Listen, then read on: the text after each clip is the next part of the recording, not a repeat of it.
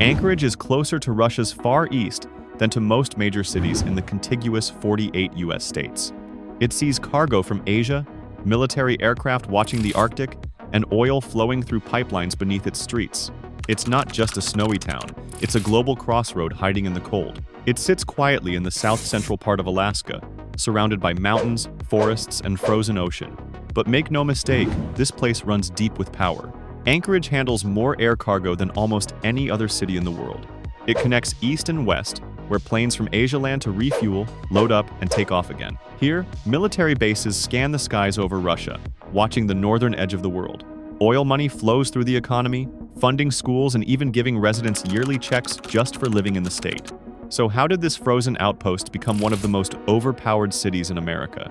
Let's take a closer look at the land, the history, and the surprising strength of Anchorage, Alaska. A vision before its time. Almost 90 years ago, a US general saw something in Alaska that most people didn't. His name was Billy Mitchell, the man many consider the father of the US Air Force. In 1935, just a year before he passed away, he stood before Congress and said something bold. "I believe that in the future, whoever holds Alaska will hold the world. I think it is the most important strategic location in the entire world." At the time, people thought that was crazy. Back then, Alaska was seen as cold, empty, and nearly useless. It had few people, poor roads, and most of the country didn't think much about it at all. But Billy Mitchell saw the future. He knew that Alaska wasn't just some frozen corner of America. He saw it as a gateway to the world, a place that sat right between powerful nations, with clear skies above the Arctic and deep waters that could carry ships across oceans. And now, nearly a century later, that vision has come true. Anchorage, Alaska's biggest city, has become one of the most important crossroads on the planet. The crossroads of the world during the Cold War. But everything changed in the 20th century.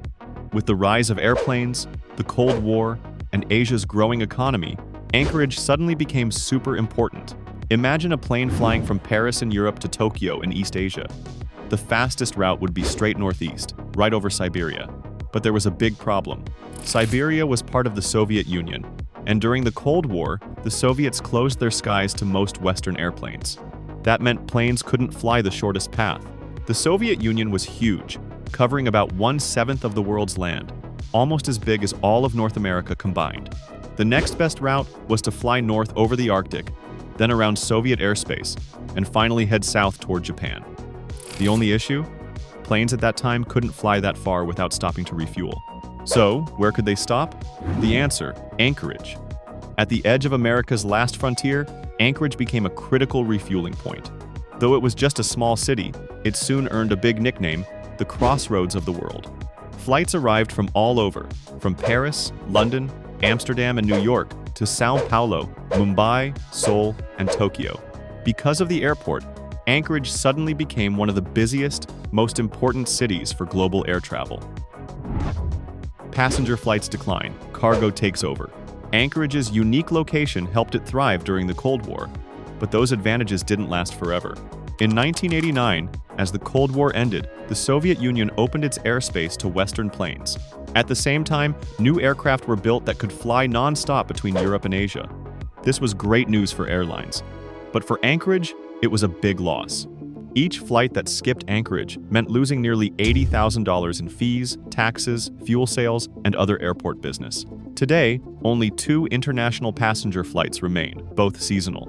Yet despite losing most passenger flights, Anchorage Airport is still the 4th busiest cargo airport globally and 2nd in North America.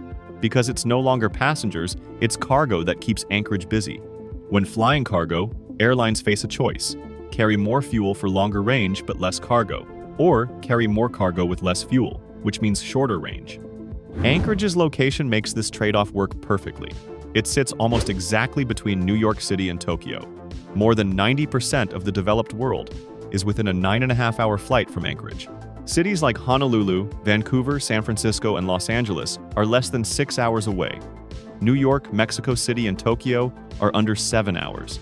Beijing, Shanghai, Hong Kong, and Seoul less than 8. London, Frankfurt, and Moscow less than 9 hours. No other major airport is this close to so many industrial centers. Because of this, cargo planes from Asia can take off with heavier loads and less fuel. They land in Anchorage to refuel, then continue to North America. This allows planes to carry up to 100,000 pounds more cargo than if they flew non-stop. If you think about $1 earned per pound, 5 flights a day, 6 days a week, for a whole year, that's over $150 million extra revenue. That's why after passenger flights declined, major cargo companies like FedEx and UPS built big shipping hubs in Anchorage. They saw Anchorage's location as a goldmine for moving goods between Asia, the world's factory, and North America, the world's biggest market. Air cargo and the opening Arctic. On average, nearly 500 large cargo planes land there every week, all year round. On the 25th of April, 2020, during the early months of the COVID-19 pandemic, passenger flights around the world dropped by over 90%, but cargo flights kept running almost as usual. On that day, Anchorage saw more cargo plane landings between Asia and North America than any other airport, making it the busiest airport in the world for that time. Anchorage's role as a global cargo hub is only growing stronger in the 21st century. As demand for goods from Asia to the Americas rises, more and more cargo flights use Anchorage to refuel and connect. Climate change is having a huge impact too, especially in the Arctic. Now, the Arctic is warming faster than anywhere else on Earth. Scientists predict that by around the middle of this century, less than 30 years from now, the Arctic Ocean will be nearly ice-free in summer months, like July and August. Some say it could happen even sooner, in the 2030s.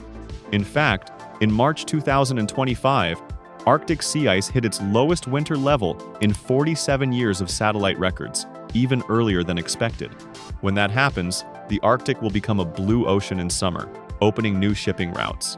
2 key Arctic sea routes are the Northern Sea Route, along Russia's northern coast, and the Northwest Passage, along Canada and Alaska. Right now, both routes are mostly blocked by ice. But as the ice melts more every year, these routes will change global shipping forever. Russia is investing in icebreaker ships and infrastructure to keep this route open year-round.